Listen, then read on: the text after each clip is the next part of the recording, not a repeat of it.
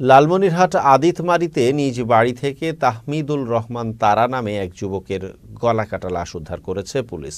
শনিবার উপজেলার সারপুকুর ইউনিয়নের টিপের বাজার এলাকা থেকে মরদেহটি উদ্ধার করা হয়। মৃত তাহমিদুল রহমান তারা ও এলাকার মৃত আহমেদের ছেলে। স্থানীয়রা জানান, শুক্রবার গভীর রাতে দুর্বৃত্তরা ওই যুবককে তার নিজ বাড়িতে ঢুকে গলা কেটে রেখে যায়।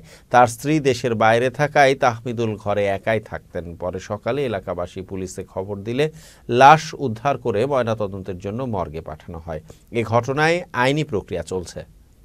আমরা এই হত্যাকাণ্ডের সংবাদ পাওয়ার সাথে সাথেই আমাদের আদিতমারী থানার অফিসার ফোর্সও আমরা এসেছি। আমাদের অতিরিক্ত পুলিশ সুপার ক্রাইম স্যার এবং অতিরিক্ত police super Lalmonirhat circle sir এখানে এসেছেন। আমরা এসে মরদেহ উদ্ধার করেছি। আমরা পোস্টমর্টমের জন্য পাঠিয়েছি। এটা তদন্তাধীন আছে। আমরা আশা করছি অতি দ্রুত এই হত্যাকাণ্ডের রহস্য উদ্ঘাটন করতে।